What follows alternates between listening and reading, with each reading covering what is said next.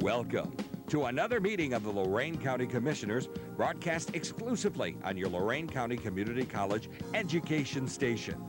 The Lorain County Commissioners cordially invite you to see the meetings live and in person every Thursday morning. The meetings are located in the Lorain County Administration Building, located at 226 Middle Avenue in downtown Elyria. The meetings start at 9:30 a.m. on most weeks. Now, enjoy the meeting.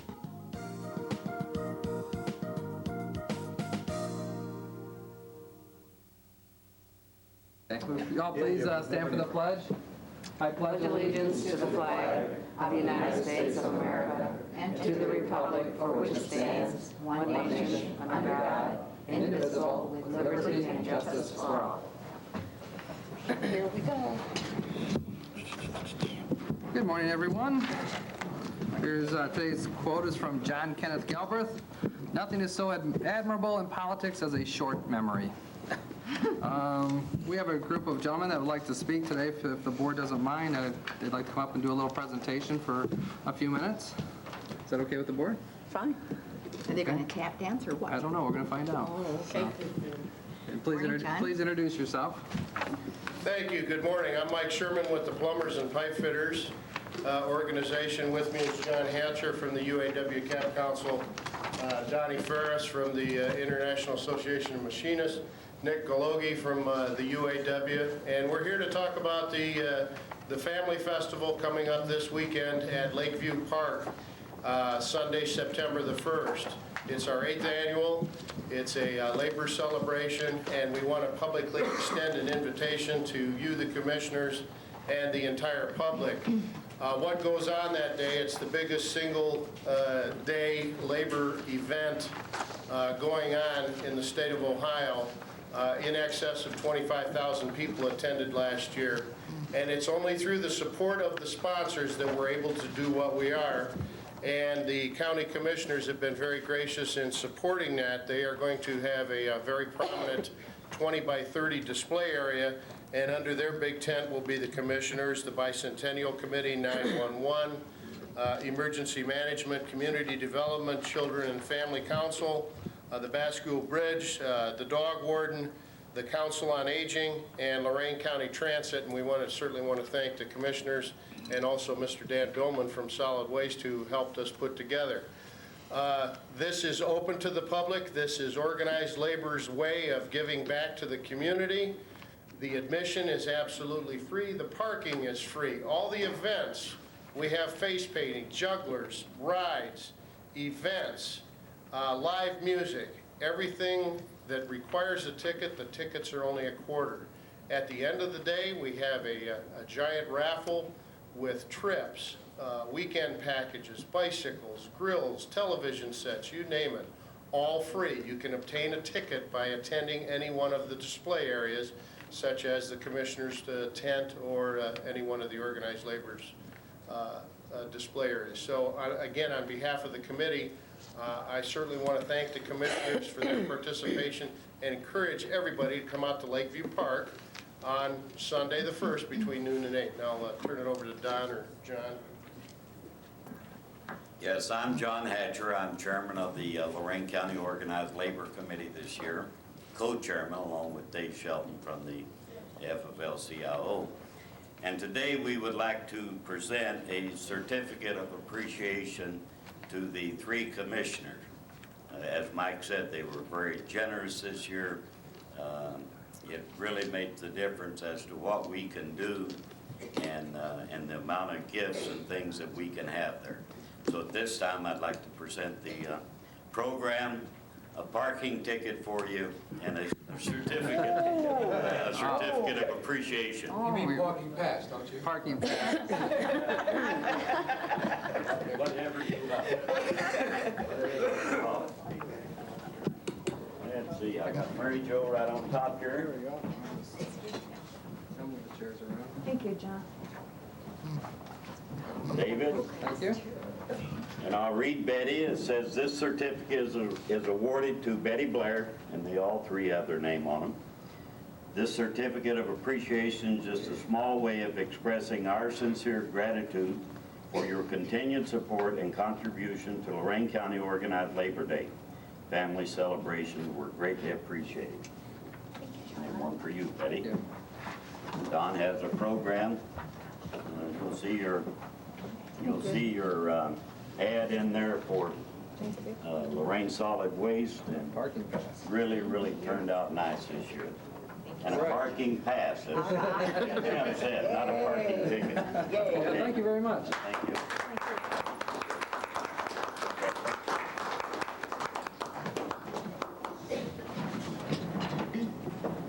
We'll work on it. Mr. Chairman, may I? We have 88 parking spots down at the park there, and 40 of them goes to the band members who are coming from out of town, so we're very limited. But there's plenty of parking on the south side of West Erie. Okay. And thanks to, I gotta thank the mayor and Eric Roth Gary for putting our big banner up right downtown here. It looks Last great. year we put it up and it didn't say Lakeview Park on it, and everybody was calling saying, where is it? They come We to made sure we Lorain? got Lakeview Park on it. Well, this is definitely a family thing, though. I mean, I've attended, I think, every year, and the hot dogs and everything is really exciting for the entire family. And this year, the park is even expanded. They've got that new gazebo there, and it's even better than it has been in the past. And I think they basically thought of you guys when they put the expansion on, because that was a part of their speech, the Labor Day function that goes on over there. They needed more space, and so thanks to Lorain and Solid Waste and everybody else, it worked. It was really a community thing. Everybody teamed up. Mr. Chairman, I just want to thank Organized Labor for this September 1st celebration, because you've saved me from having an anniversary party. It's our 44th wedding anniversary, and so Chuck and I have invited all of our kids and friends to come, and he even said he was paying at 25 cents a pop. We can't go wrong, so thank you so much. It'll be tough for Chuck to pay that too, though. Nah, he can take it out of his retirement. Okay, thanks, guys. Thank you. Thank you. Madam Clerk? Okay, under resolutions, need a motion to approve the Job and Family Services bills for payment. So moved. Second. Discussion? Mrs. Blair? Aye. Mrs. Vacy? Aye. Mr. Moore? Aye. Investments? So moved. Second. Discussion? Mrs. Vacy? Aye. Mrs. Blair? Aye. Mr. Moore? Aye. Appropriations? So moved. Second? Discussion? Mrs. Blair? Aye. Mr. Moore? Aye. Mrs. Vacy? Aye. Transfers? So moved. Second. Discussion? Mrs. Vacy? Aye. Mrs. Blair? Aye. Mr. Moore? Aye. There are no advances this morning. Requisitions? So moved. Second? Discussion? Yes. Pull them up.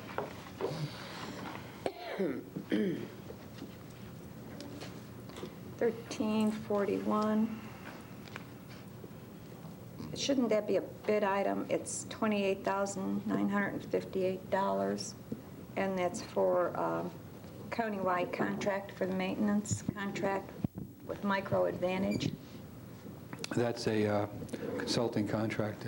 Those are the same contracts that we've entered into for this type of work over the last 5 or 6 years. In fact, that's a renewal of the existing contract, and there's been a reduction in the fee.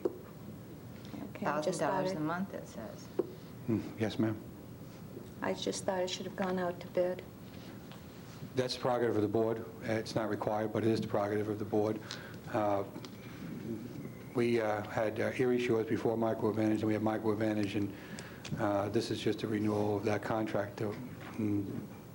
I understand, but I thought that there's so many other companies that do similar work that maybe should have allowed them the opportunity also. I don't know, what's the desire of the board? The contract is from August the 1st, if I read it correctly, till December 31st. It's a 6-month contract with a 30-day cancellation clause. That's correct. We've shortened the length of the contract to continue to evaluate the contract on an ongoing basis for cost effectiveness and utilization. That's where the reduction in cost came from in this renewal.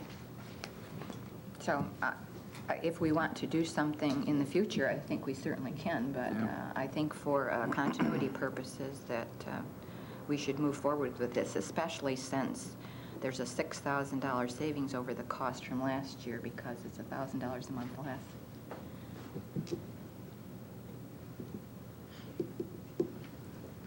How do you feel? Oh, no, I'm fine with the group. We bid out the project originally. The IT director saw that they weren't using as many hours, so they reduced their contract, so I didn't know we had to go out and rebid. I'm comfortable with the group. I haven't heard any complaints, so I'm fine with it. And it's what, 6 months with 30 days? Correct. Yeah, so I don't see any issues. So I'm happy. I already signed off on it, so I'm fine with it. Anything? Okay, 1346, installation of overhead presence detect. Cleveland door, what is that? Madam Clerk, will you pull the requisition? I don't have specific recall of It's that. at the Madam. Department of Job and Family Services. Okay. The Comes handicapped under the access. commissioners. It I'm may sorry. be under the commissioners because it's our building. Right. If that's the one, we need to upgrade the ADA door over at Job and Family Services. It's $875. That rang a bell. And they gave us a credit. If you look, if the paperwork looks back, they gave us a credit on some previous work they did. If we continue to, if we go with them to finish the job, they've given us credit for the prior work. So they became the best cost solution to complete that project. Okay, that's all I needed to know on that one. But then, we've got flags, and Yvonne just gave it a number this morning, the flags for the 911 and EMA building, I believe. And that was like $1,000. I requested that that be routed so that the commissioners could have a chance to think about it. That request, well, really isn't flagged. It's bunting for the buildings that can be used on our various buildings at various times of the year or various events. I requested them to get some cost data for the bunting to be put on the Gates building when we do our dedication and a memorial service on 9/11.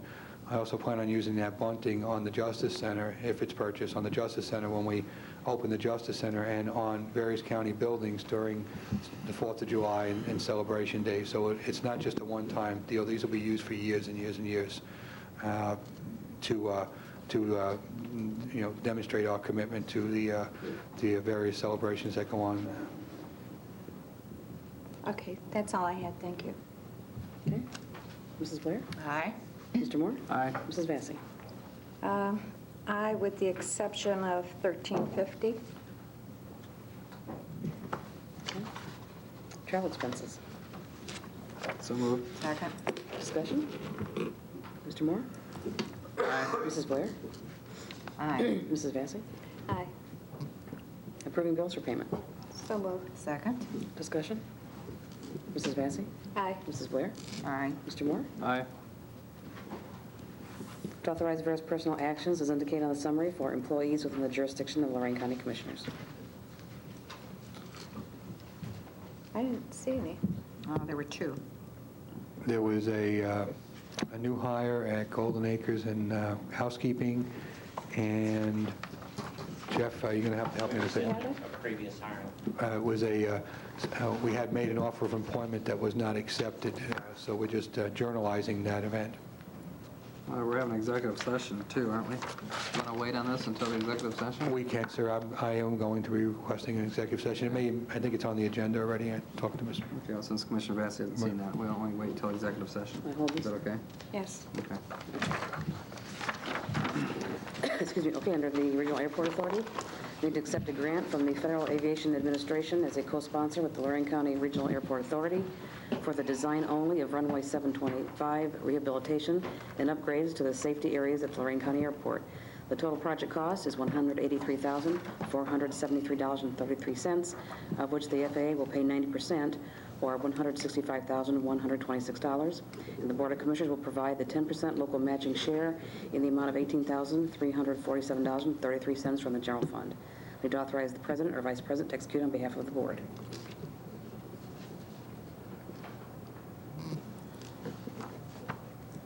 So moved. I'll second. Discussion? We do have a letter from the prosecutor.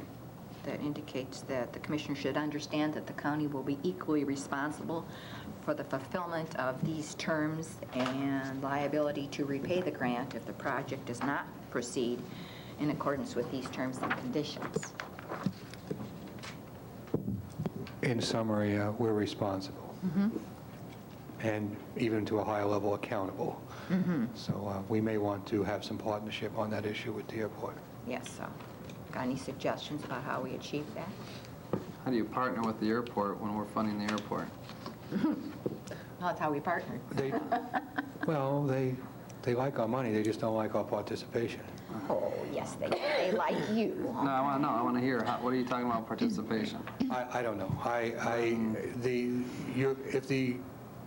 If any of the grant procedures are not followed and is recovering the grant, you obviously are going to be the source that's recovered from.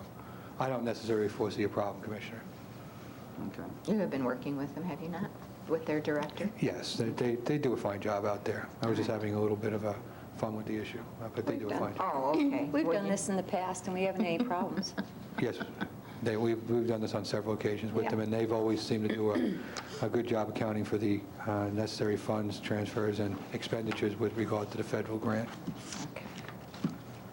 Okay, Mr. Moore? Aye. Mrs. Blair? Aye. Mrs. Vacy? Aye. Under the Board of Commissioners, number 11, to approve and enter into an implementation contract between the Board of Commissioners, the County Auditor, County Treasurer, and Frank Seringer and Cheney Incorporated, CPA, for the Governmental Accounting Standards Board number 34, Basic Financial Statements and Managers Discussion and Analysis for State and Local Governments. The fees are in the estimated amount of $67,500, for which estimated fees excludes out-of-pocket expenses, which will be billed separately.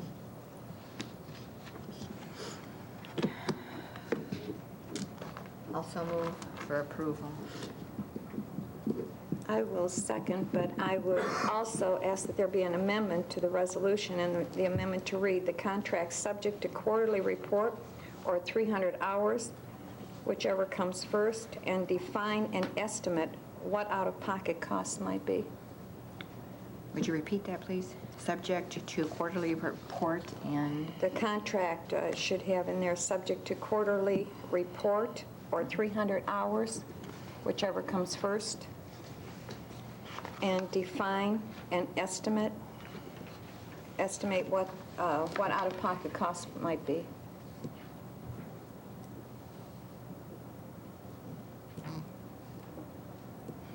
I'm agreeable with that. Any more discussion? I'm wondering, Yes. too, should we put something in here that this should not exceed the $67,500? The contract should not exceed that amount?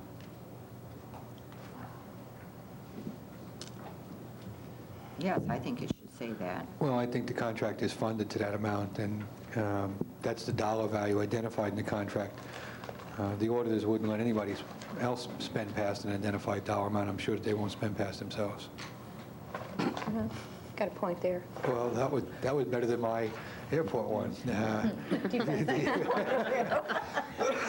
see you're picking which departments to pick on. I see. Yeah, but then the company could go up to the $67,000 and say, whoops, we can't do any more.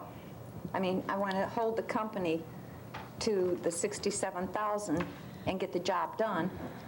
You know what I mean? Certainly, I mean, So that they just don't extend their hourly rates. you can absolutely put in there not to exceed. It's a maximum. And Madam Clerk, you Some can kind of modify the language. resolution accordingly. And I'm also in favor of that. Okay. Is anybody here from the auditor's office to discuss this? I don't see anybody here from the auditor's office to discuss this. It must not be that. Is there anybody here from the auditor's office to discuss this? Nobody's here from the auditor's office to ask why this wasn't done last year when it was supposed to be? Mr. Cortez, since they're not here, can you find out, was there RFPs on this project, do you know? Because I know I was asking that a week ago. Mr. Rokas, you were at the Gatsby 34 meetings. Was there an RFP conducted in a selection process to arrive at this firm? Not to my knowledge, Jim. So there's no RFPs. And I'm wondering why we're doing it now, since this was supposed to be done last year. Because now this company's going to, basically this is a reactionary accounting method. It should have been started in 1999. And I'm trying to figure out, since no one's here from the auditor's office, why I want to make sure the commissioners understand that this is an auditor's basically leading the charge on this, is my understanding. And we're just basically funding this, and this is something that should have been done, and it hasn't been done. And I feel that $67,500 is too much money for what work needs to be done. I've checked on it. Other communities are already working on their infrastructure already, and we haven't even started with dime one, which is, this is an accounting, all the county books and records have to be switched over from an accrual basis, where we have to start working on basically just books and records and start monitoring our bridges, our roadways, and capitalizing. Is that right, John? Something, I mean, I'm not an accounting. It's a large project. Yeah, it's a very large project. I think John made the statement, this is like an atom bomb in the accounting world. Well, but this should have been done. I feel like we're being reactionary. And I'm wondering if we should just wait and see if other companies were looked at, or if you guys would rather procedure. I think the time limit's already expired. I think he's still within the time frame to start this project, is what John said. Yes, I think he is. We're at the end, and I'm wondering why we're now at the end dealing with one firm instead of how many CPAs are there in the county? Well, there's a lot of them. I believe we have to be over to with the Gatsby 34 standards next year. So, But didn't this firm do something else for the treasurer? Didn't they work on On the CAFR. the CAFR, right? Comprehensive. And maybe they decided to stay with this firm because they're familiar with the county? I don't know. No, it can't be that serious for the auditor That to be would be here. up to the auditor. Does the auditor know it was on the agenda? I don't know. initially, the issue was on the agenda, then it was removed the agenda by request of two commissioners. It went back on the agenda yesterday because it appeared to have the support. So I don't believe that we've contacted the auditor's office, and we can do that. Could we wait 1 week on this, or? Nor did I, Madam Clerk.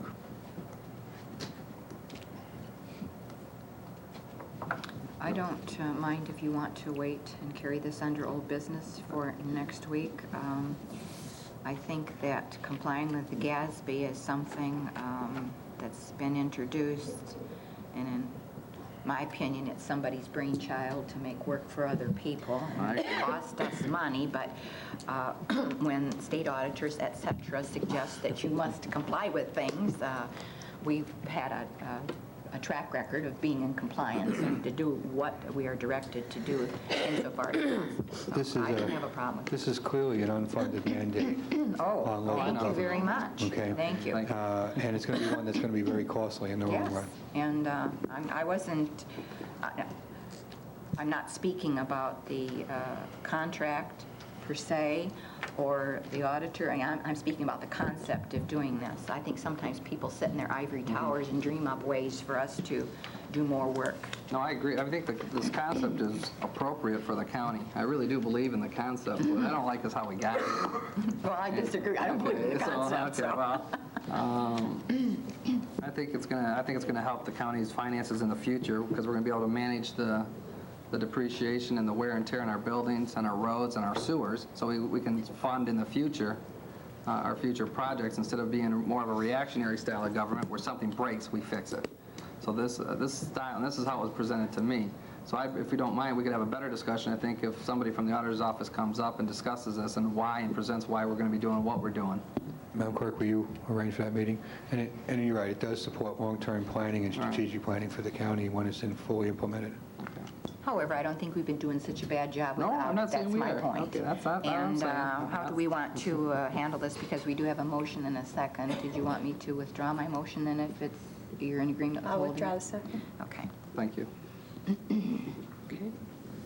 Okay, item number 12, to amend the contract between the Board of Commissioners and Don Snack Bar, State Stand Number 282. This amendment is to reflect a change in the commission paid to Lorain County from 10% to 5% for a period of 6 months, effective retroactive to July 1st, 2002, while this department is performing modifications. So moved.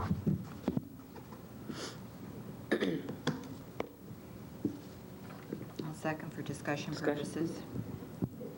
Commissioners, I would like to request a modification of this. I asked for this item on the agenda, that the Department of Vocational Rehabilitation Services must bring their arrears to date before we implement this resolution.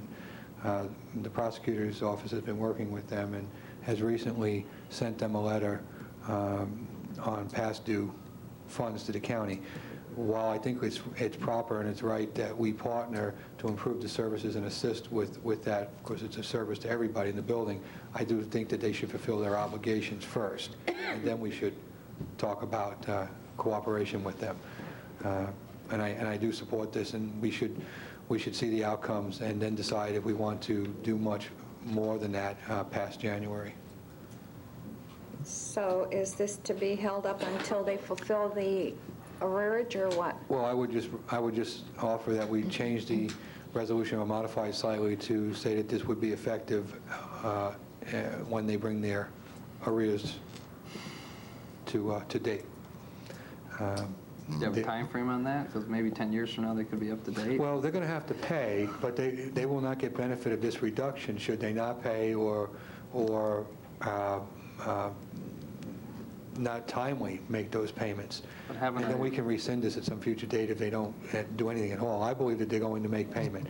Tom Mangan talked to him out of the prosecutor's office. He's memorialized that conversation in a letter to them where they have made a commitment to pay. So I'm hoping that happens in the next few weeks. So why have a resolution and vote on it if they don't? I mean, I thought I saw a copy of a canceled check, or a copy of a check It in was a Word portion Business. of it, I think. It was a portion of the amount. I Betty. haven't seen the check.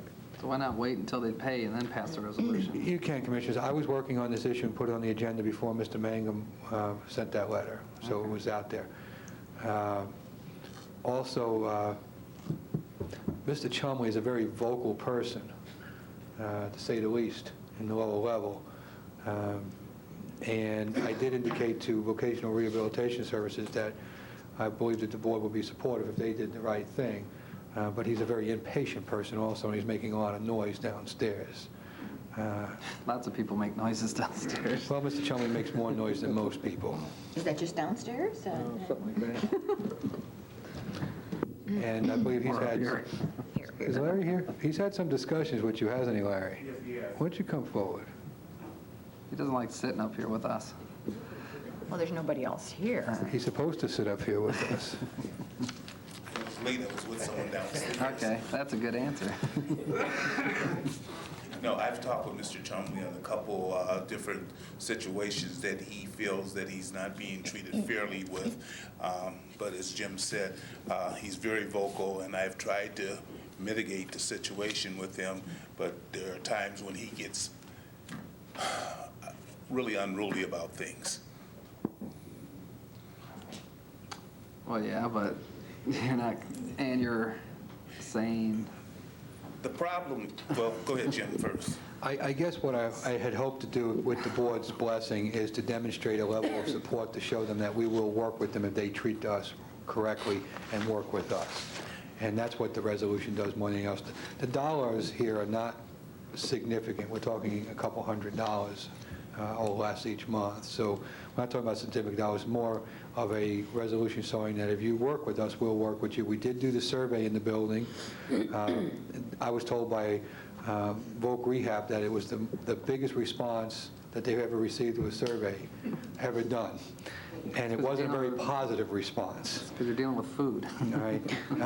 So I sent you a letter telling you that they're going to send in a hygienist. They're going to send in people that proper preparation of food, consultants to work down there and see if they can improve the service. They're also they've made a commitment to improve the equipment down there and the selection of goods to attempt to raise sales in the lower level. Should that not occur, we have to revisit this issue. I will tell you that they've asked for 100% mitigation on the arrears and to cancel the commissary fee in the future. That's what they requested. I offered a in-between on that, and I suggested this to the board. You could do more, you could do less. That's fully within your purview. But they wanted to wipe out the debt and cancel the commissary fee completely. Don has the problem. Don says his business has decreased such that he can't afford the amount he's paying right now. But the reason his business has decreased is because of the service that is provided. Okay. Did I not read someplace in there that in that opinion, that the state agency was responsible for making the payment? Yes, if he does not make it? When I went to look for our contract, when I was working on the issue, the contract that was presented to me was one with the Ohio Rehabilitation Service Commission, which I was happy about because that meant they were on the hook for the funds. Why Mr. Chumley was paying us on their behalf is beyond me. That mechanism is not a good mechanism. We want to get our funds from the people who are contacted with us, and they can deal with Mr. Chumley, not us. Well, how can you get to that point? We're going to that point.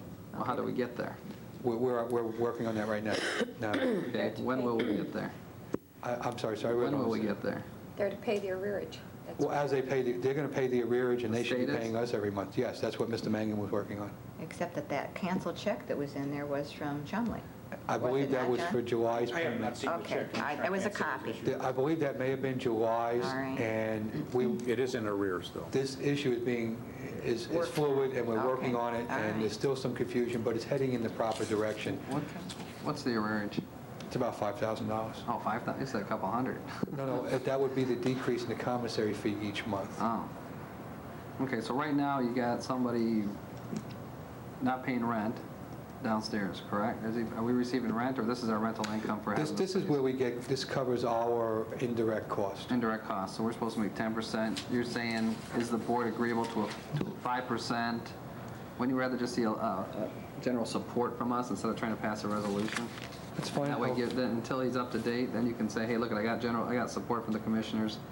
You know, just bring us up to date. I'm completely fine with that, Commissioner. I'd rather not pass a resolution and have that floating around out there, and I'd rather just give you some support. And I think that's what you're asking Sounds for, great. to negotiate, aren't you? Well, but I think that he's asked, we have a contract, don't we? Yes, That we we do. approved by the board? Yes, you did. Okay, so the Prior to the contract commission. requires us Yeah. to charge, or provides for 10%. Right. Now, if he can't just change No, he that. has to come back to us and say, okay, now they're up to date, now we need a resolution to reduce Okay, so the... you're suggesting that we wait until it actually happens? Well, That's your what he's... suggestion? And I'm comfortable with that. That's what he wants, and Pardon me? I'm comfortable with that. I was going to modify the resolution to read that way anyway. We can Okay. always revisit Well, the I think you issue. should go back, and we shouldn't even have, our contract should be with the state, and you shouldn't even be having these discussions here. That's what it sounds like, right? I mean... I simply did not want the commissioners to be individually approached on this issue and divided on it. That's why I brought it up. And once again, I was working on it as Mr. Mangum was. I'm completely comfortable with not passing the resolution and waiting for the arrears to come in and once again visiting the issue. And we can go forward from there. Yeah, I don't know if he'll be able to make up the arrears. I mean, I don't know how many... But if he's not, the contract is with the Bureau. so That's they're right. Right, required that's to. what I'm wondering. So how can you... Ohio Voc Rehabilitation Service has a budget bigger than we do in this county. I'm sure they can find off $5,000 somewhere. I know, Yeah, but... but is this a percentage of his income?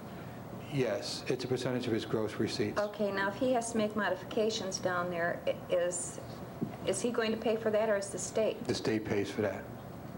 And he also has a relationship with the state. There's a payment that he makes to the state.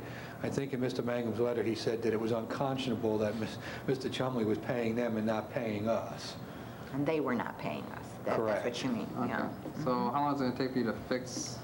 It sounds like there's a big communication issue here, like who's supposed to pay what. And Oh, I I think, don't know who's on third base. We're right back to who's on Commissioner, first. it is very clear. Mr. Chumley was making his payments until he decided he wasn't making enough money, and he just stopped paying the county. That is the Okay. issue in a nutshell. Thank you. That's what I wanted to...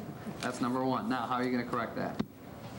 I have been working with the Ohio Vocational Rehabilitation Services. They kept telling me they were going to pay. They didn't. I turned the issue over to the prosecutor's office. The prosecutor sent him a nice letter saying, pay us or we're going to come get you and drag you, wherever. The issue is being resolved. Okay, then... And then we did the study to find out why, and to assist Mr. Chumley to find out why his sales have diminished down a little. Okay, if we don't do anything today, and he has to pay for these modifications, we're not going to be assisting him. We may be harming him. Well, first, he won't be paying for the modifications, the state will. Yeah. Okay. Right. My understanding, what I'm hearing is we have nothing to do with the gentleman downstairs. No. What I'm trying to get at is that we have to deal with the state. Correct. And that's what I want to do. I want to get above that and say, look, our contract's with the state. Jim should be dealing with the state, and that should be To it. be quite honest with you, I've never had a discussion with Mr. Chumley whatsoever. I deal with the Ohio Vocational Rehabilitation Services And exclusively. if he has issues on revenue, he should be dealing with the people he's contracted with, which is, Correct. Thank you. Ohio Rehabilitation He Services. just wants you to keep saying that because you have a problem. Yes, I do. It's not rolling very well. I will withdraw rehab. my motion until this thing is settled and then bring it back to the okay, I board. think that makes sense to do. And I'll also withdraw my second. Thank you, Commissioners. Oh, thanks. Okay, You didn't like my who's on first, though, did you? Number 13, to authorize the appointment of Judith Wright, Elyria, Ohio, as a member on the Alcohol and Drug Addiction Services Board to fill the unexpired term of Elena Nunez Raymond, who has resigned. The term is effective August 29, 2002, expiring June 30, 2005. So moved. Second. Discussion? Mrs. Vacy? Aye. Mrs. Blair? Aye. Mr. Moore? Aye. I'd like to issue various notice to proceed letters that will be effective September 2nd, 2002. The first one to the Charles Acres Construction Incorporated of Lorain, Ohio, for the Durkee Road Culvert, which was adopted by resolution number 02614 on August 8, 2002. And to Fabrizio Trucking and Paving Company Incorporated of Valley City, Ohio, for the Colorado Avenue Road Reconstruction Project that was adopted by resolution 02-642 on August 15, 2002. So moved. Second. Discussion? Mrs. Blair? Aye. Mrs. Vacy? Aye. Mr. Moore? Aye. I'd like to accept the proposal of August 9th, 2002, and enter into contract with Public Financial Management in order to perform arbitrage rebate calculation services related to the County General Obligation Bond Retirement Fund. The fee is in the amount of $15,000 to prepare the yield restriction analysis for the county's bond retirement fund. Other fees, if necessary, to be negotiated separately. A PFM is recommended by Bond Counsel Voyers, Sater, Seymour, and it should be Pease, excuse me, and authorize the President or Vice President to execute on behalf of the Board. So moved. Second. Discussion? Mrs. Vacy? Aye. Mr. Moore? Aye. Mrs. Blair? Aye. I'd like to approve and enter into agreement between Gov Deals Incorporated of Montgomery, Alabama, to provide a means for sellers to list items for sale and for potential buyers to bid upon these items via the internet-based auction system. There is no startup cost, but the county will pay 7.5% of any sales. There were 3 proposals received, and this is the most responsive. By entering into this contract, it is a cost-effective way to handle the auction by cutting down costs of having to pay overtime and eliminate the percentage the county is required to pay the auctioneer, and Lorain County will become one of the innovators in implementing this new process. I'd like to authorize the President or Vice President to execute on behalf of the Board. Also move. Second. Discussion? Yeah. What do you do, put photographs on the internet, or how does that work? Can you explain a little bit, Yvonne?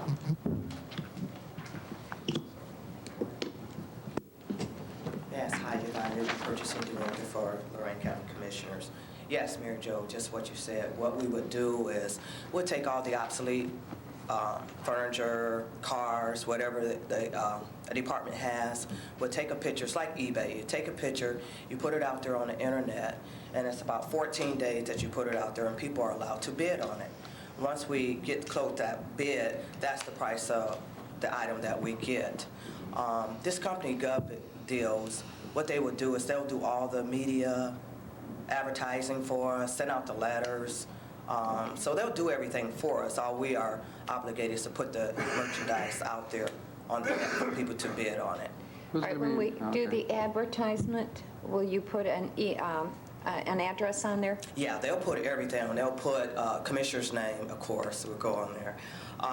Contact person, email address that we have, the website that we will be having. Okay. All of that will go on the So what are you looking at using this for? Instead of doing an auction once a year, we're able to do one every day of the year if we want to. Just to get rid of all the surplus and materials that we have right now at Stepping Stone. It's just so much stuff that we have, and it just sits there to wait for us to do an auction, that it takes just that long for us to send out the letters to the departments, find out what their inventory is, get the building from the county engineers, set up the time, get the maintenance people, get our sheriff department to help us out. It's just so many people are involved in a one-day auction, and it's like 8 to 9 hours a day on a Saturday, and it just drains us. This way, what it does, we just take the pictures, digital camera, put it out there on the net, let people bid on it, get the money back. It'll save warehouse space too. Yes. But what happens if one of the departments sees something on there, for example, a desk, and they can use it? What do we do, pull it off of the auction block, or? You mean if a county employee wants to bid? I'm or- saying a county agency or a township. Yes, we can pull it off of there. They can bid on it themselves, or we can pull it off there and say, May I offer a suggestion? okay. Since you're going to be taking the pictures regardless of when it's auctioned, once we get our new website up and running, why don't we post those pictures internally first? Let our departments have a look at what's available before we even put it out to auction. Well, that was my thought. I would prefer to give the agencies and our departments an opportunity before it goes out there for auction. That would save us a lot of time, because right now, if somebody wants to see what we got available, we have to drag a couple maintenance Right. people out there, unlock the Right, we building, can do walk that. around. So we're going to take the pictures either way. Maybe we can have an internal posting for a few weeks. There's Okay. no takers, and then we send it over to be auctioned off. Okay, we can do that.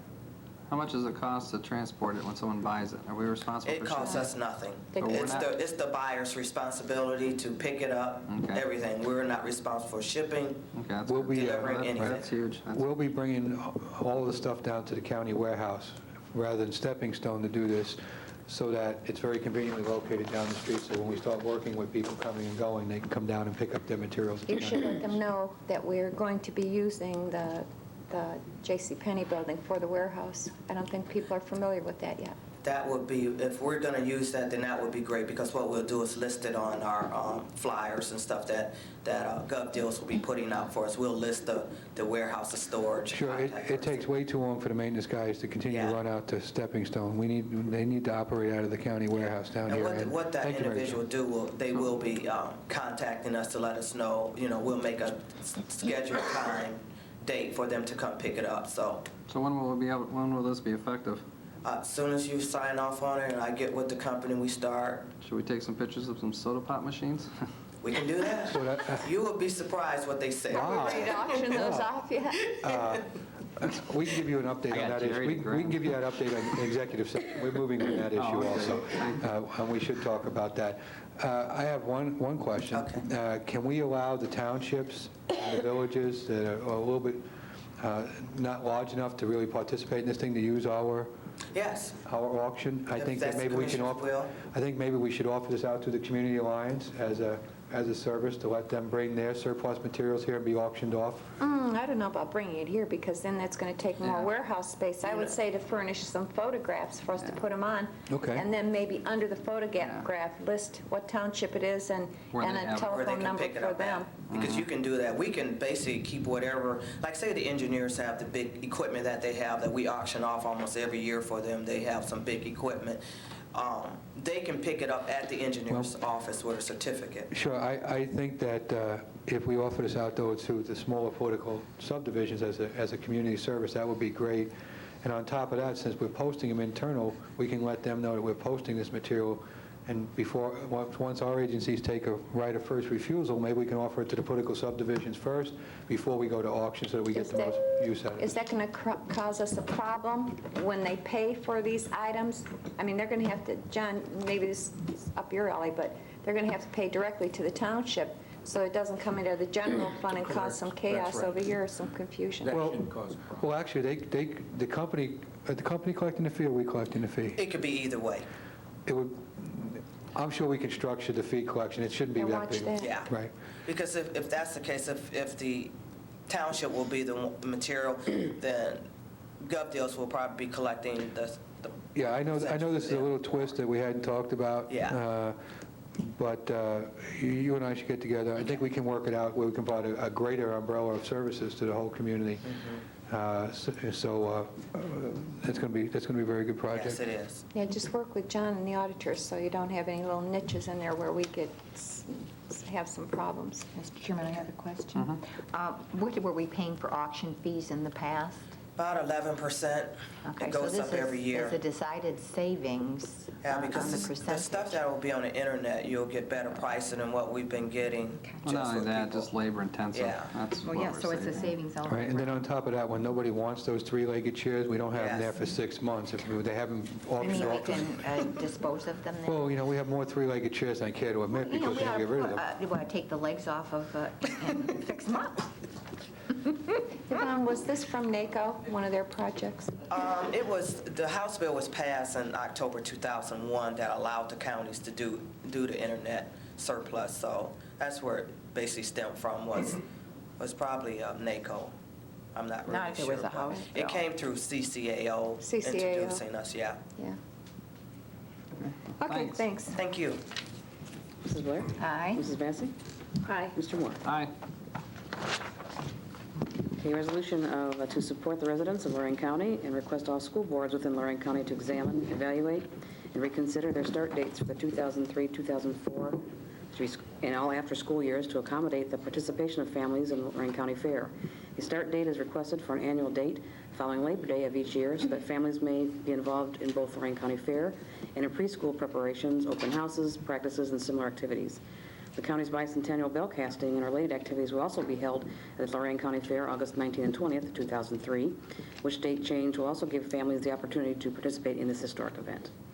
Mr. Chairman, thank you, Mrs. Vacy. I'll second. I'd like to make a few comments.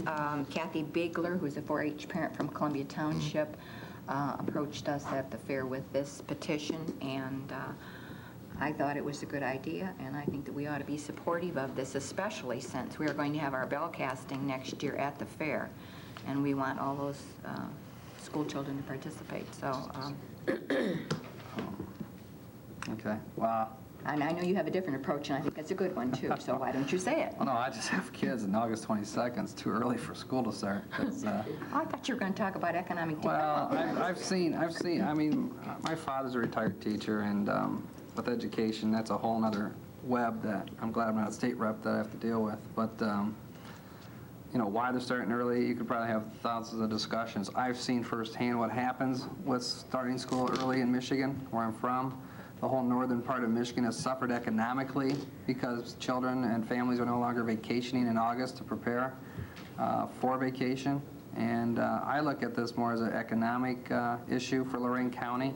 I see this if we can, I mean, now whether or not we have that ability to, if the school systems are going to listen to the county commissioners, that would be interesting. I mean, if you're looking, if this is if this is just a sign of support for the residents who are petitioning, yes, I agree. I think it's more of an economic issue because I think schools should start after Labor Day. I don't see any issues with that, so I see it more as an economic issue because with people starting school, you usually take the 4 or 5 days before school starts, and you're kind of like homing in at home, trying to get your kids off their summer sleep habits and work or play habits. So my take was this, that I think school should always start, but that's my own personal opinion, after Labor Day. Well, I've always felt that way. That's the way it used to be in the past. Yeah. Right. And it starts out with a 4-day week then, and it's helpful to the students too. So anyway, and just as an adjunct to this, I spoke to Shara Davis, who is the director of the Public Service Institute at Lorain County Community College, and she told me that Medina City, just the city, has gone on record, and they are starting after Labor Day. So I think maybe there's a little groundswell in some different areas to in fact do that. And I know that there are X number of days that they have to be in school, and part of the scenario that was presented was that, well, this will just extend school into June. And I don't think that needs to be either. I mean, they can scrunch up their dates from the beginning to the end. And so anyway, it's a suggestion, and I think it's a viable one, and I'm glad that the board is interested in supporting this suggestion.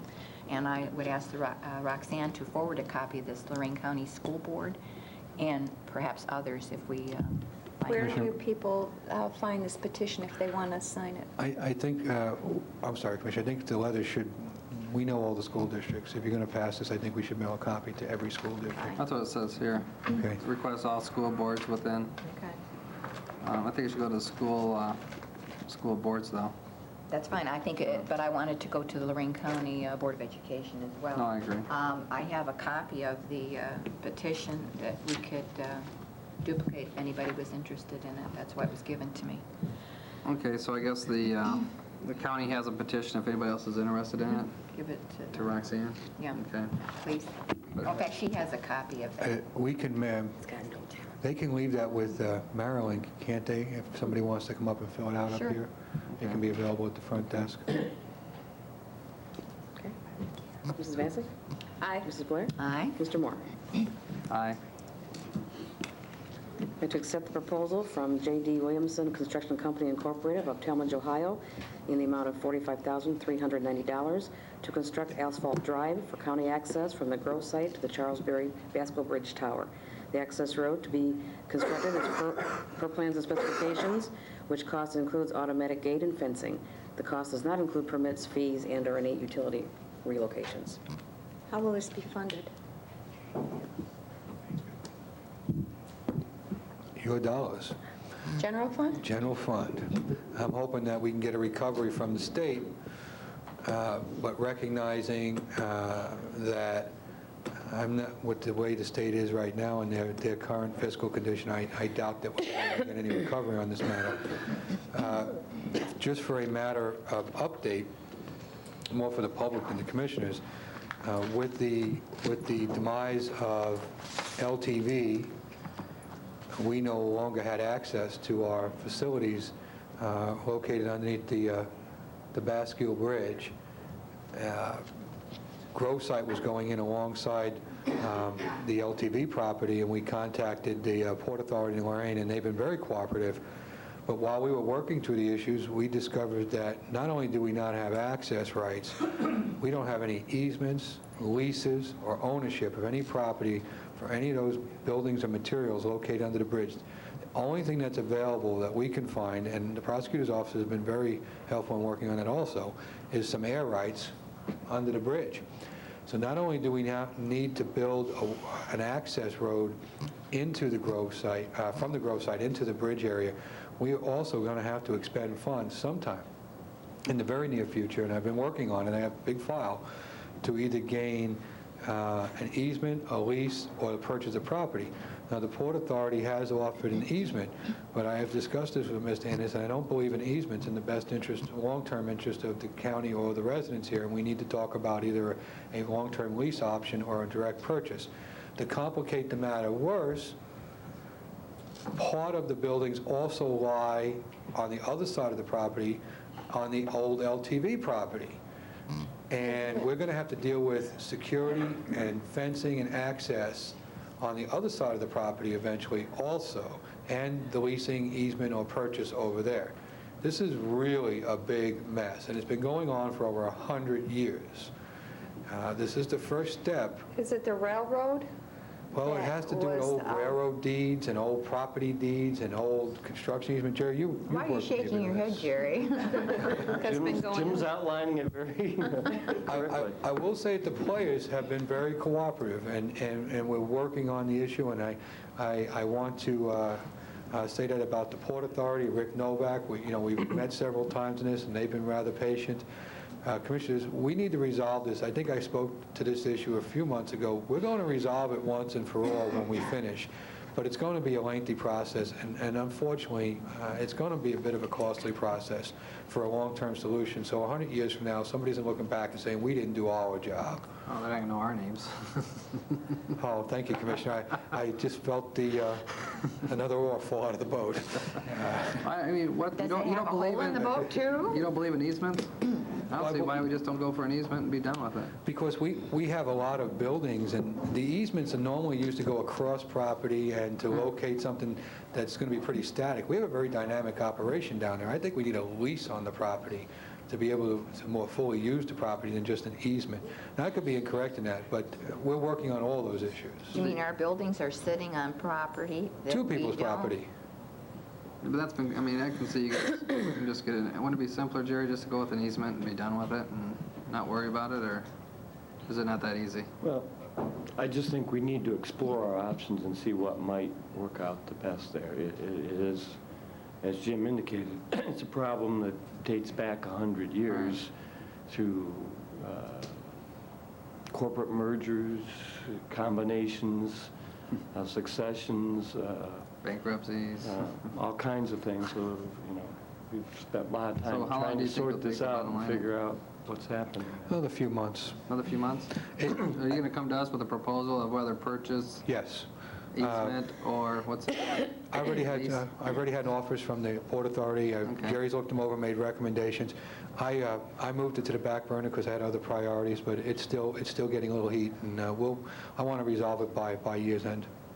How can we put a drive? This is to put a drive, an asphalt drive. Yes. How can we put it on if we don't have any easements or own any property there? All of that will be resolved. As I said, the Port Authority is working with. They're putting in their road right now into the Port Authority.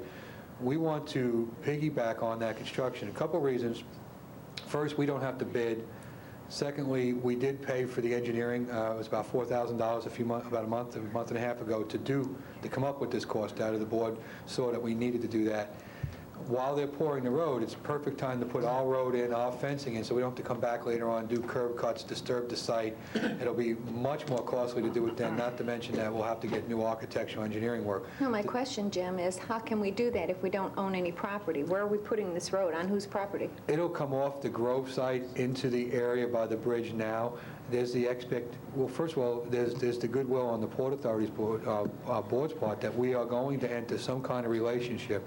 They realize they cannot shut the bridge operation down. So there's going to be a cooperative effort, and that cooperative effort starts with them putting this road in, even though it's on their property, into our area. They own this Took a while to get property Yes, now? they do. Are they going to give us a lease since we're They've putting already the offered the blacktop down? easement. Easement, that's what I meant. Okay? Good. And we have Okay. paperwork. Once again, there's been a real spirit of cooperation, a real spirit of understanding. One of the issues... Do we have the paperwork for all this? Their agreement? Are they agreeing in black and white that they are going to allow us an easement or whatever if we put this blacktop down? I'm sorry, Commissioner, I don't understand the question. Okay, what do we have from them? What guarantee that once we put this down, we will have an easement or something? Because all I keep hearing is that we don't own any land there. How can we do this on someone else's land and not have any guarantee that we'll be able to use this? Quite frankly, Commissioner, I recognize what you're saying, and they've made an offer, and we're working on that offer. This road will be on their property, as well as our roads that we currently have under the bridge. One of the issues is the development of the other side of that property that I think the city has purchased or is in the process of purchasing. They want to be able to have a contiguous, that's why they want this electric gate. They may want to join those two pieces of property at some point to have a whole run of the river area there. So these are all issues that are being worked out. To be honest with you, you don't have any guarantee, but if you don't do this, you don't have any access to your bridge either. And that bridge is in desperate need of repair on one side, but I think we have to have the access before we can even repair it. And we have to have some guarantee that we're going to be able to use this access. I mean, we just can't just say, okay, we're going to give you $45,000 worth of paving, and then you can just say, forget it, close the road off to us. I don't envision that occurring, but it could. They haven't done it so far. We're going through the sites right now to get there. They're just asking that we do this work now while their construction's going on so that we don't disturb their site Well, at that's some great, future but then date. let's say, okay, you sign an agreement, and we'll do the work now. Do we have the ability to shut this bridge down if they shut us down? No. Okay, well, I was just wondering if you have that ability to play hardball with them or not. Unfortunately, we could, well, we do. Let me rephrase that. You can put the bridge up and leave it up, okay? That's all I wanted to hear. That's as long as and it broke. Okay, that's all you have to do. There's our agreement.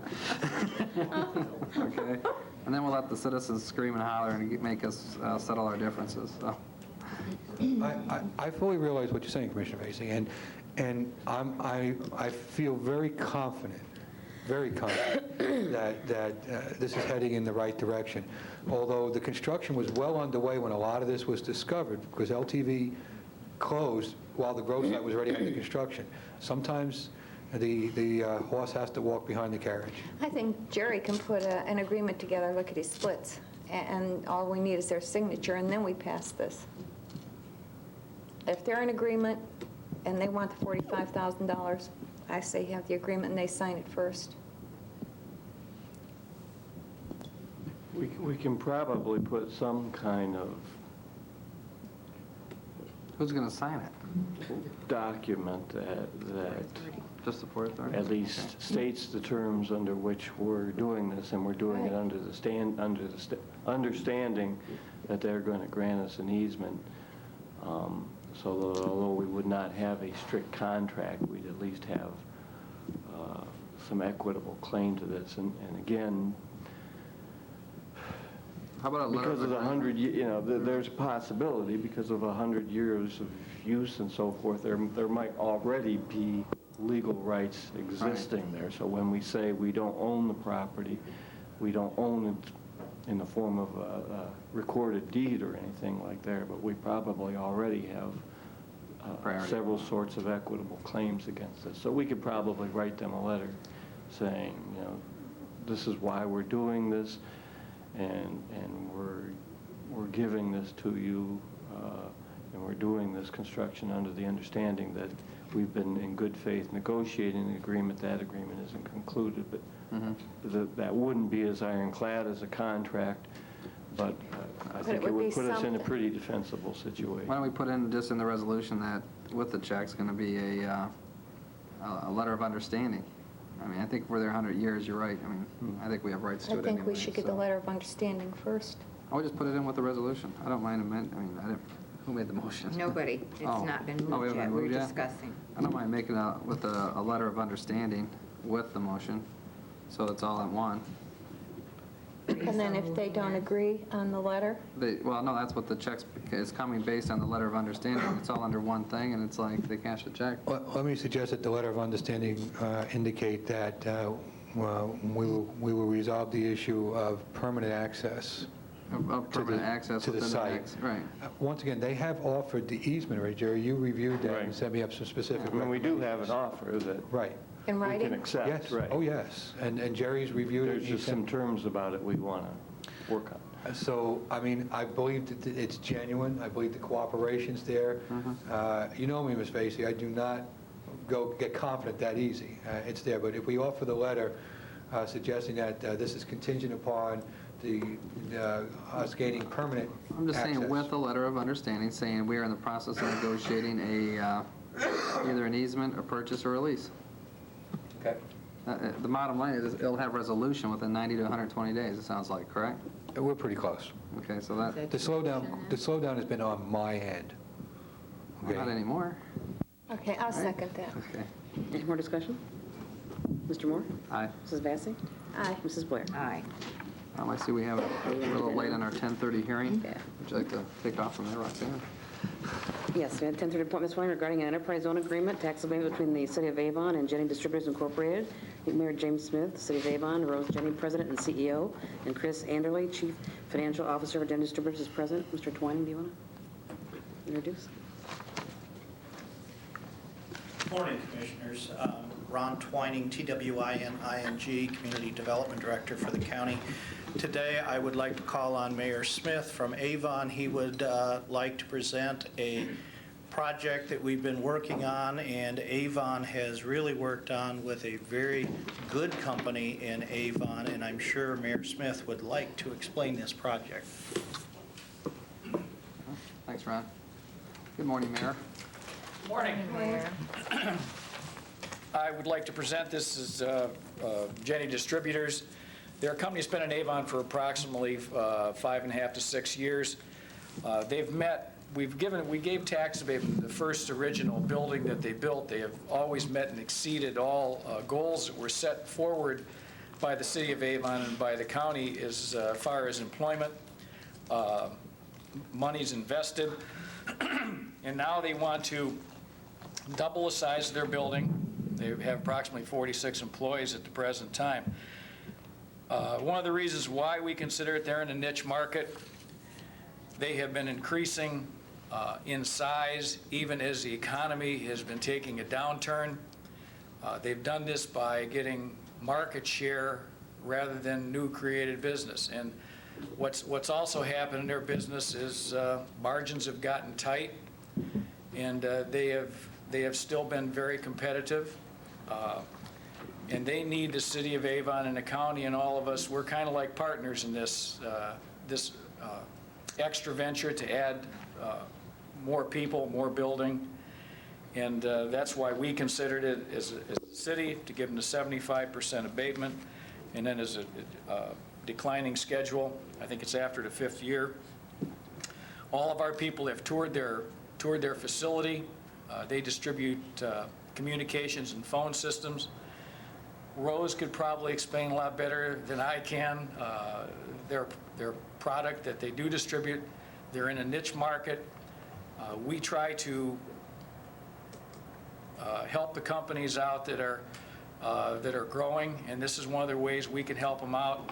We've looked over their books and talked with them, and they're not filtering the money out to buy bigger and better cars and live a bigger lifestyle. They've invested all their money back into the company. These are the companies you look for, privately held companies. They build a building in the city of Avon that's next to Good Times on Chester Road, which is a 50 to 100-year building, and they'll continue that type of architecture. It's very, very classy building.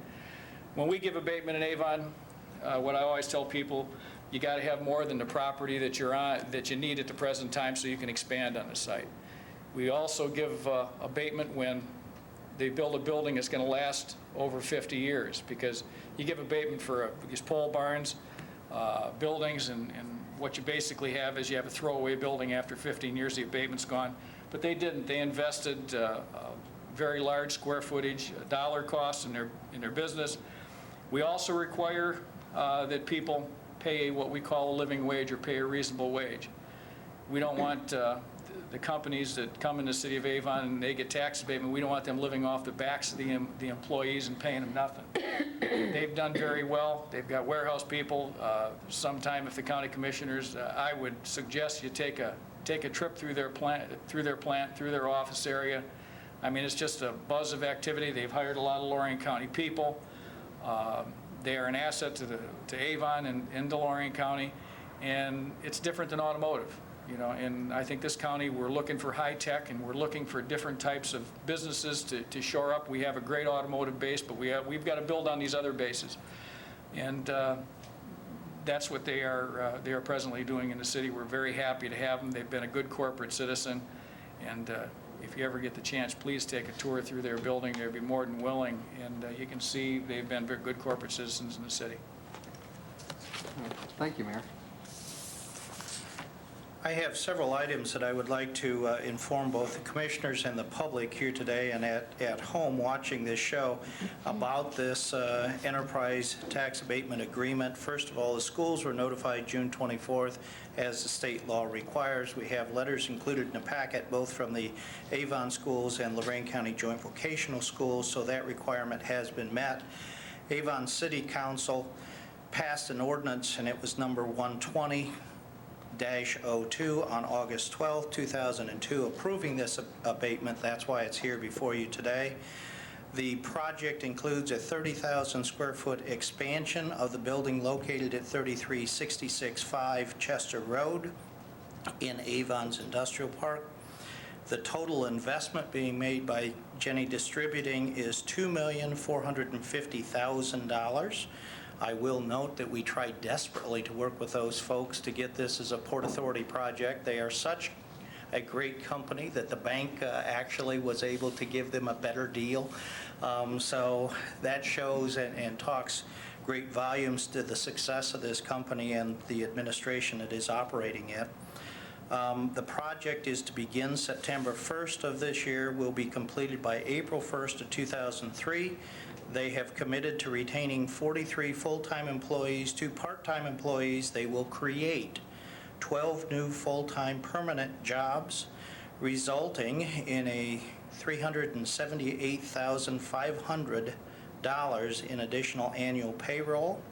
This is, as the mayor indicated, a request for a 10-year abatement on real estate and personal property, 75% for the first 5 years, and then it decreases by 5% every year after that, or it decreases 5% year 6, another 5% year 7, so on until the 10 years is up. This will be the second abatement that they have received. The first abatement is about to expire. I think, I didn't look it up, but I think there's only a few years, 2 or 3 years left on that, and they have greatly exceeded any of the investment commitments and staffing commitments that they've made from the previous abatement. Our staff has reviewed that. We've been out there on several occasions over the last 4 months, and we highly recommend that this abatement be approved by the commissioners. I'm prepared to answer any questions that you may have. Ron, this is 75% personal property? 75% abatement on the personal property and real property. On both? Yeah, I think. On new, right? Yes. Not existing? Yes. Okay. That's all I have. Sure. Thanks. Thanks, Ron. Sure. Mr. Chairman, also move for approval. Second? Any more discussion? Mrs. Blair? Aye. Mrs. Vacy? Aye. Mr. Moore? Aye. Thank you. Thank you for coming in today. Thank you very much. Yeah. Thank you very, very much. Yeah, good luck. We're going to do great things for Oh. this city. Great things. Thank you. You have- We do like partnerships. Thank you very much. Okay, back under our Community Development Department, item number 19, to approve and enter into loan agreement between the Board of Commissioners, Vendor Development Company Incorporated, Lorain, Ohio, and Gerald G. Hyde in the amount of $386,000 for the construction of a coastal erosion structure. Funding will be allocated through the Ohio Water Development Authority. It authorizes the President or Vice President to execute on behalf of the Board. So moved. Commissioners, there are some legal issues regarding this that I would like to advise the board about. So I would respectfully ask that you hold this until after we've had our executive session. Okay, withdraw my motion. Okay. Item number 20, to authorize the appointment of Rebecca Jones, Community Development Department, as Commissioner Vacy's alternate to the Western Reserve RC&D, replacing Kathy Page, who has resigned. So moved. Second. Discussion? Mrs. Vacy? Aye. Mrs. Blair? Aye. Mr. Moore? Aye. It's advertised for bids for the exterior restoration of the Community Development Office at 216 3rd Street, Elyria, Ohio. Published in the Chronicle Telegram and Morning Journal on September 4th and 11th, 2002. Bids to be received on Wednesday, September 18th, 2002 at 2:30 p.m. here in the public hearing room. Do we have any idea at all what this is going to cost, an estimate? We had some initial costs from, I'm trying to think of the company's name, Ron, you're going to have to help me here. Trisco took a look at that 2 years ago, the same company that at the time was working on the restoration of the county administration building. They took a look at it for Administrator Montine at that time. Because it's a little bit more than just a paint job, it has not been taken care of for the last 10 or 12 years. They're concerned with some of the cracking and want to do a little bit of investigation just to make sure that structurally, if they fasten it and then seal it and paint it, that the cracks aren't going to show up again. Their initial estimate was for about $44,000. We've put together the bid packet, or in the process of finalizing the bid packet after consultation with those folks that we will use as an engineer's estimate $54,800 as a not-to-exceed amount. We think it's probably going to be someplace in that range of $44,000 to $54,000 to completely shore up the outside of the building so that it's the way it should be. We've replaced the roof, and this is basically the last step in securing the appearance of that building. The only other remaining item would be the sidewalks are in dire need of repair, and we're working towards Sidewalk, and we're going to do the parking lot too, windows. right? We hadn't anticipated replacing the windows, but I mean, that's an issue that can be looked at. We haven't discussed that. Are they a problem over there? The windows? Yes. No, they're single pane. We'd like to replace them with double pane. We are making every effort, though, to secure a grant to replace that, because there are energy-efficient grants out there. What we need is a track record on the utilities, and so we're trying to establish that for at least a partial period. The other thing on the exterior of this building, we have the ability to draw down salary for our involvement with the revolving loan fund, and we would like to ask that the commissioners use some of those drawdown salaries, which we've never used in the past on the revolving loan fund. They could be applied towards part of the exterior work on this project, so we could probably get $20,000 on that. That would be good. I would like to see that, because on the onset of buying this building, I knew that there was going to be a lot of repair on that building, and I don't know what we've spent already. Do you, John? Do you have any idea how much this cost already? I don't have an exact number. There was one upgrade, I believe, to it. I don't have the exact amount, but I don't have exact But figures. still, it's extremely cheap, because I think... It was relatively inexpensive. Right now, we're at 46 bucks a square foot for what we purchased. That's including the upkeep, but this is like, you're talking 55,000. That's kind of a Right, hit. and I should point out that we don't need to do this. That's what I'm saying. This will give us a longer period of time where the building will be usable and Right. serviceable for the county. We could be there for the next 5 years and leave it just the way it is. Okay, well, I don't recommend that. And at this point, we're only asking to advertise to get prices. We would still I'd come rather back see with you those do that, prices because too. I don't know if I'd feel comfortable spending 55,000 on cosmetic, sounds like cosmetic appearances. I don't think the building's that bad. Well, it's not. Did we do the roof already? Yes. Yes. This would, like this building, this would, what they would do is they would go in and do non-destructive testing on the columns, make sure that anything we did to the building, well, we were not going to have to redo in 2 or 3 years. It may be that initially that cost, but that also includes the painting, the upgrading of the whole exterior of the building. It's not just Painting, coming. skim coat would be Right. required to cover up those cracks so that they don't reappear come spring after the freeze and thaw cycle. So it's more than just cosmetic, but So you're just going to go out for bids, that's all you yes, want? Just see all how we're much doing it is going out for bids. Okay. I don't have a problem with that. Okay. Then we'll discuss costs later. I need a motion. Motion, I so move. I'll second. Any more discussion? Mr. Moore? Aye. Mrs. Blair? Aye. Mrs. Vacy? Aye. We need to pass a resolution for a support letter for ACM Polyflow of Akron, Ohio, to file an application to ODNR for a scrap tire recycling program. This application is due August 30th, 2002. Mr. Chairman, Ron, you're going to speak to this? Sure. Good. It's under his column here. It's under his column a little bit. Thank you. We received at 2:30 on Friday a request from Polyflow. They're a company that presently is a startup company, and they are using intellectual properties right now to develop a process to recycle plastics that currently are not being recycled. They're located in Akron, Ohio.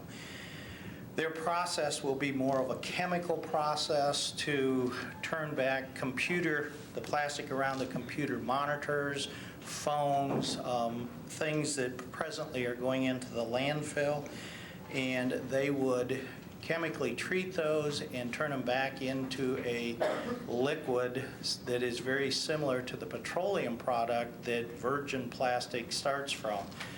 It would truly be revolutionary. Several companies have attempted this.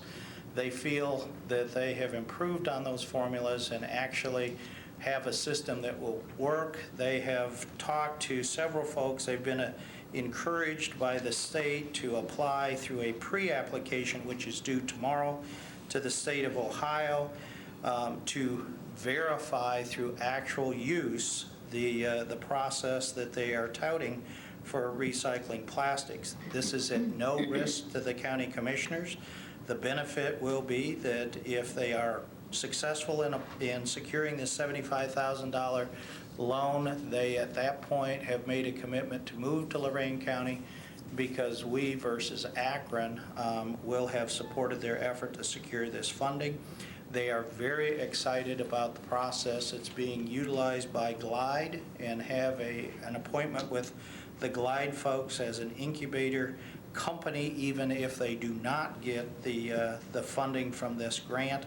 We've, as of yesterday, reviewed the pre-application. We also forwarded that to ODNR.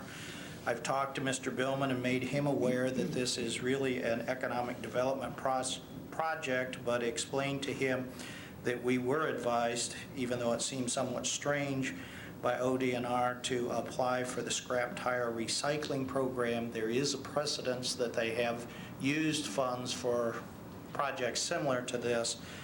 There's no guarantee that they will be approved for this money, but there's very little, actually no risk on behalf of the Board of Commissioners. You're just sending a letter down saying that we'd be a great home for their company should they elect to move to Lorain County, and we support their pre-application. Okay, I'd like to thank you and your department again, showing all the partnerships that Lorain County have to attract businesses here. Thanks, Ron. Do they have something in writing stating that they will come to Lorain County? We, at this point, only have a verbal commitment, but tomorrow, after they meet with the Glide assessment team, we feel confident that that commitment in written form will follow next week. We certainly can put that in writing to them and inform them that tomorrow, that, you know, this was contingent, this support letter was contingent upon them moving, but I don't think that's an issue. They have a great need for the technical support that the Glide and the community college can offer, and that's not available anyplace else in the state. So we've got a captive audience here, I think. Yeah, especially since this is not a proven process, so. Right. And what about match money? For the grant? Right. There's no grant money, or no match required. The company, no one has put up a match if this is approved? The company has put up, I thought you meant from the county. There's No. no county match required either of the general fund, our department, or solid waste department. The company is putting up the match that's required by ODNR. Okay, will the company be responsible in any way if this is approved? What if, in other words, one time before we had a problem with a grant, John, with that Lutheran church or something, and we had to come up with some money for the We've grant. had several, but they've been successful. The match has been successful. Okay, I just want to make sure that if this program is not successful, and that the county is not liable for any match money or any grant money to repay the state in any way. We are not responsible. You are not signing a grant application. You're not authorizing anything other than a letter to be attached At to this their point. application.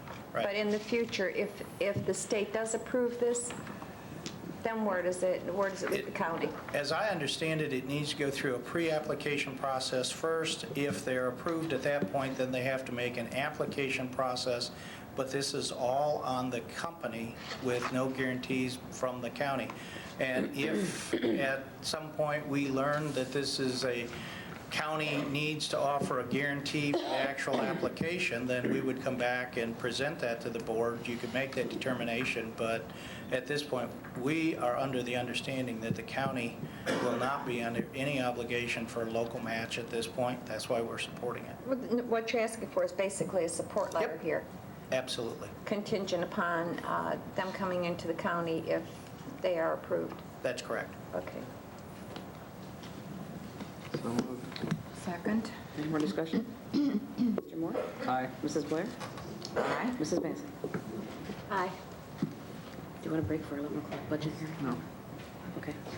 Under Lorain County Department of Job and Family Services, number 23, a resolution to authorize various services to be purchased using Lorain County Department of Job and Family Services child care quality funds for state fiscal year 2003, and authorize Mary Lugolsky, Director, to execute contracts on behalf of the Commissioners as needed, with the County Prosecutor's approval as to form as follows. First contract for Child Care Resource Center for Child Development Associate CDA training, $9,000. Health and Safety training, $4,800. Continuing education training, $7,200. And to number 2, Oberlin Early Childhood Center, the Kids Smart on the Road Traveling Troop, $47,473.01. Also move. Second. Discussion? Mrs. Blair? Aye. Mr. Moore? Aye. Mrs. Vacy? Aye. Number 24, to renew the contract between Lorain County Department of Job and Family Services and Dunbar Armored Incorporated of Valley View, Ohio, to provide a courier service to carry locked bag containing checks and monies between the Lorain County Child Support Enforcement Agency at 42485 North Ridge Road, Elyria, and Lorain National Bank at 42935 North Ridge Road, Elyria, Ohio. This is the one-year renewal provided for under the original agreement, effective September 1st, 2002 through August 31st, 2003, at a cost, excuse me,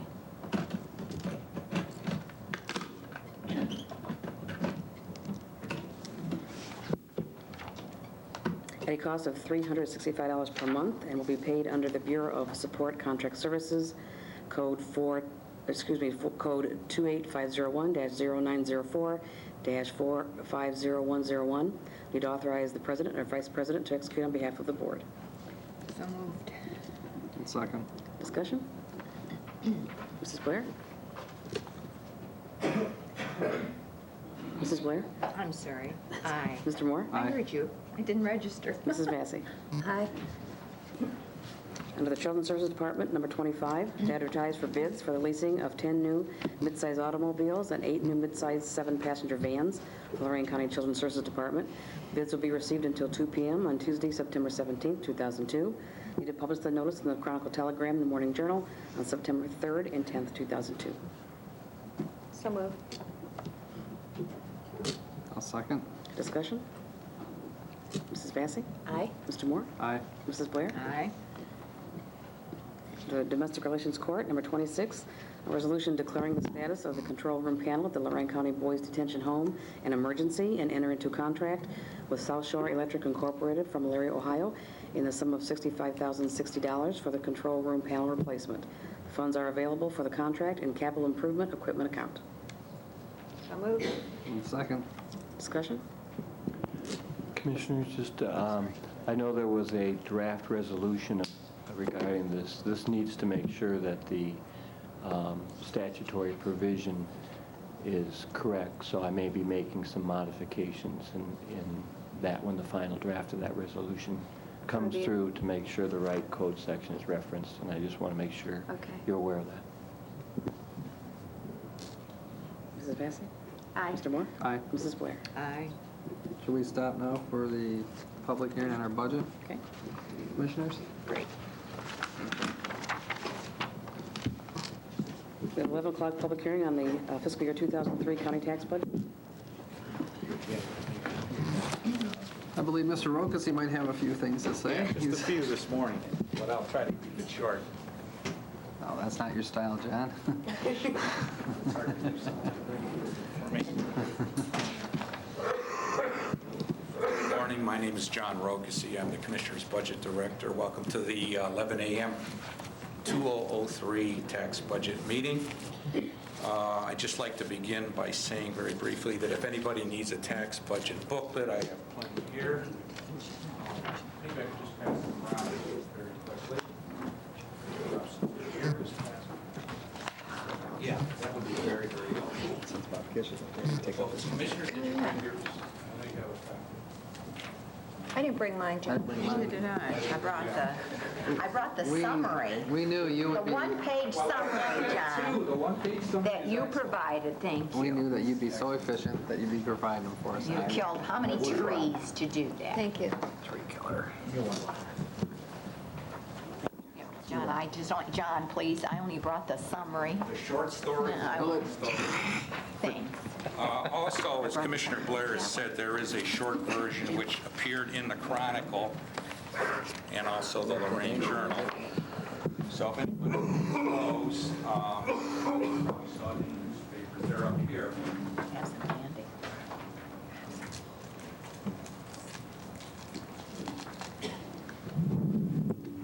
So I'll leave those at the table.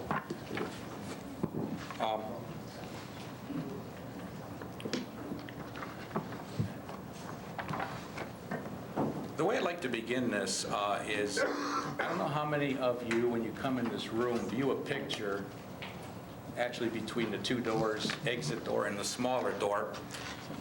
And it's a very interesting picture that I borrowed. Sorry, Commissioners, I will return it, Jim. Well, Commissioner Moore said somebody took it. Yeah, that's why the law enforcement people are here. They're going to handcuff me after the meeting. You always got to watch those budget guys. Yeah, shifty, right? Yeah. Anyway, it's a very interesting picture. I don't know if the camera could pick up on this. It's been there for several years. I've been with the county for 13 years, almost 13, and I passed this thing. It's been there for years. And I'd just like to read a few things from it. Won't bore you with a lot of detail. But here's the important part. It says, all functions of county government, all functions of county government, And the public's expectations that county government works depend greatly on the actions and authority of Ohio's boards of county commissioners. Every county elected official, the sheriff, judges, prosecuting attorney, and it goes through the whole list of people here, elected officials, rely on county commissioners for funding. That's important. County commissioners must understand the responsibilities of each of these other county office holders. This allows them to allocate federal and state funds and local tax revenue to these other offices using careful budget oversight. Careful budget oversight. What I'd like to kind of focus on is the very first sentence on this picture. And it says, all functions of county government. What do all functions of county government really mean? And in a nutshell, getting back to Commissioner Blair's statement, if you cut out the picture of the funds in the newspaper, this is all of what the county commissioners deal with on appropriations. This long, extensive list of general fund departments and special revenue funds. Like most of you, when I see a list like we have here this morning, my eyes are quickly drawn to the numbers that are listed as totals and also as individual funds. The total of all these funds are $261,261,639. That's over $250 million for all these funds. Over $250 million. And that's important, but what's even more important are the number of functions provided by your county government. How many here today have counted the number of funds or functions listed here? So what I'm saying here is, I think our eyes are drawn normally to the dollar amounts, but how many actually counted the number of functions or services provided? It's an interesting point, I think. Count them and you'll see there are 35 functions or services in the general fund alone and another 87 special revenue funds or functions. That's a total of 122 functions or services provided by a single county like ours. To me, that's incredible when you think about it. And Lorain County might be viewed as a relatively small, fiscally speaking, small county as compared to much larger counties within our state and outside our boundaries.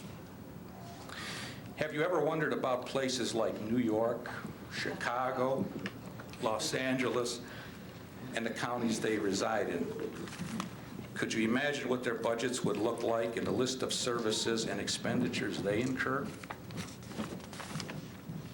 My real purpose here today is simply to help give you perspective on these tax budgets, and again to remind us all that these numbers reflect what we really are today as a society. And I won't get into all of that, but it's really a list of what many of us might call human expectations from our government and lifestyles, reflection of lifestyles, and the suggested price tag that goes along with it. So what you're seeing here today is really a price tag. It's a suggested price tag to provide those 122 services from your county government. And finally, in the past, I have to stress, as I have in past years, that today we're looking at the tax budget booklet and tax budget numbers and not the annual appropriation, which comes later in the year. That'll be hammered out, reviewed, and passed by the Board of Commissioners in December. So with that, I will entertain any questions anyone may have on the tax budget booklet. I have no questions. I'd just like to make a comment, John, while you talked about the grand total. Please make reference to the total of the general fund. Sure. I think that that's important as well. Yes, Commissioner. It is $58,964,494.54. Thank you. So it's approximately $59 million. 35 services provided, again, through the Board of Commissioners.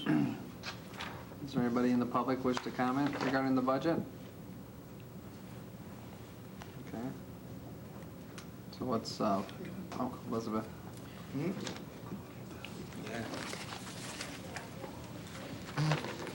Elizabeth Rummix, R-U-M-I-C-S, from Oberlin. Not to prolong this discussion, which certainly was very succinct presentation, but as I recall last year, Mr. Rokesy made in a statement indicating where a great quantity of the money was going, and I wonder if he has a comment or two about that for this coming budget.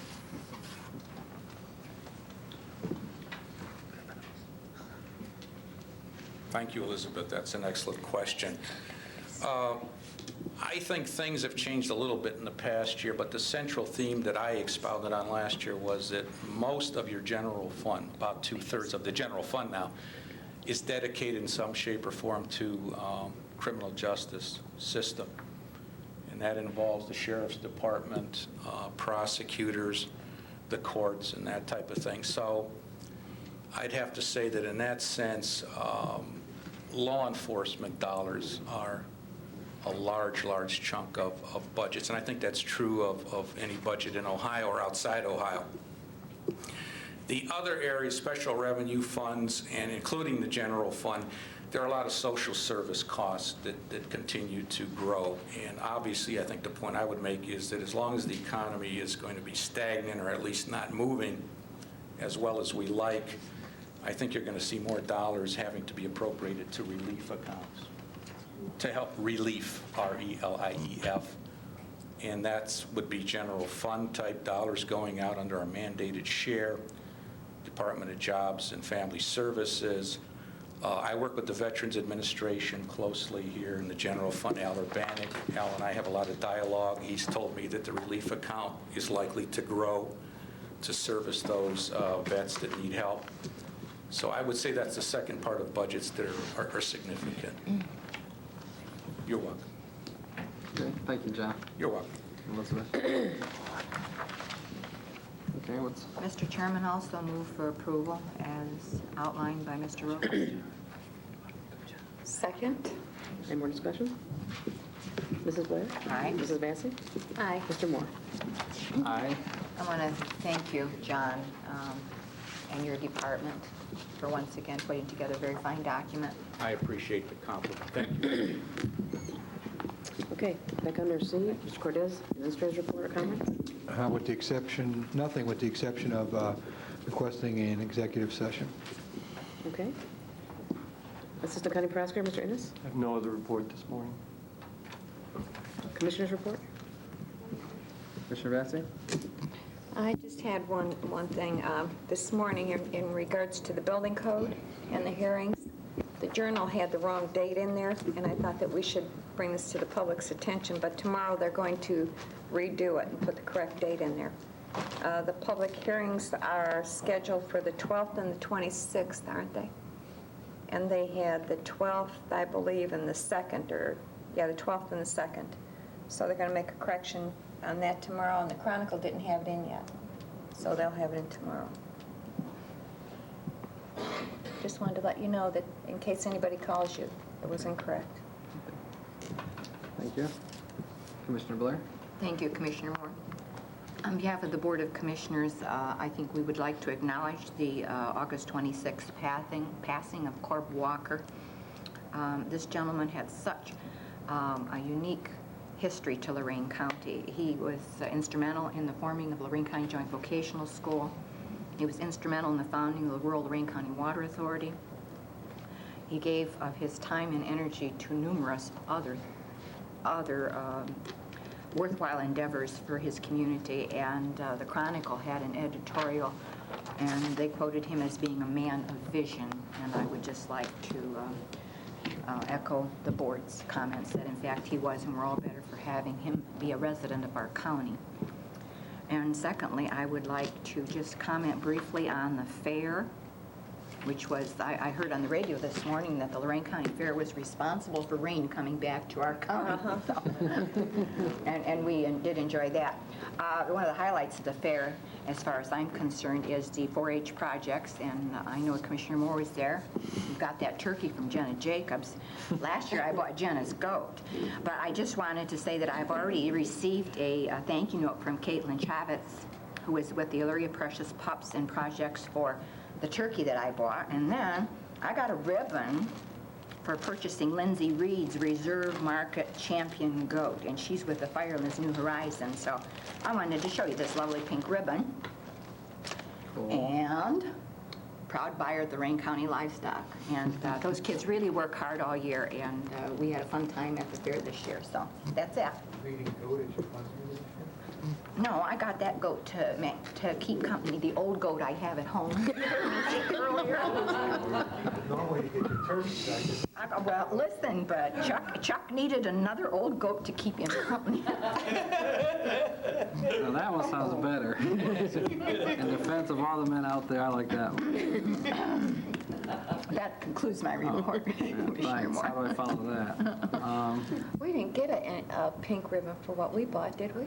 No, I got a story in the Chronicle because I bought one that bit a Republican, so.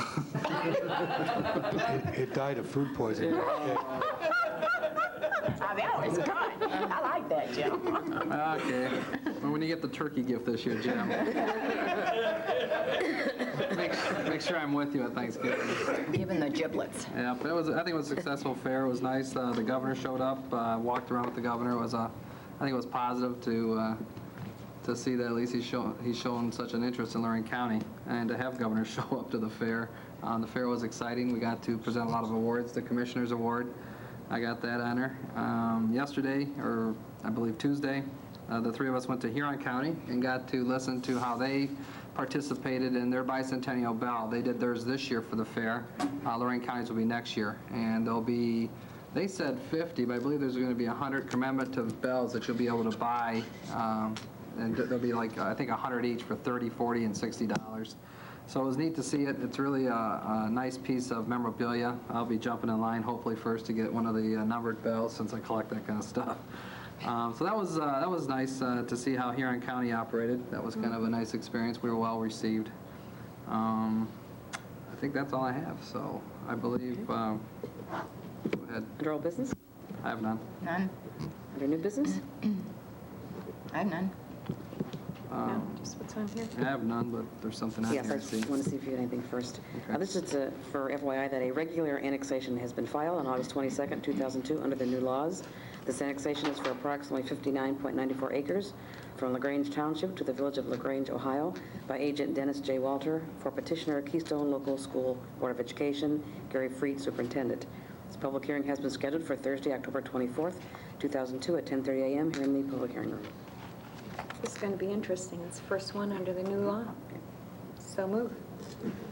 We don't have to do anything. Oh, we don't That's have part of the we had new to law. Okay. Just letting you know. No, well, draw your motion. Any other new business? No? Board correspondence? I move the reading be waived. Second. Mrs. Blair? Aye. Mr. Moore? Aye. Mrs. Vacy? Aye. Public comment? Is there anybody here for public comment? Wish to speak? Feel kind of bad. Bob's not here. I don't know what happened, but Shirley's not here either. Okay. Well, seeing none, then we move into executive session. Second. Mr. Moore? Aye. Mrs. Vacy? Aye. Mrs. Blair? Aye. We're supposed to. Oh wait, we have other issues we have to come back to. No. Oh, no, those are the things that we have to after executive session. Oh, After okay. the organizers.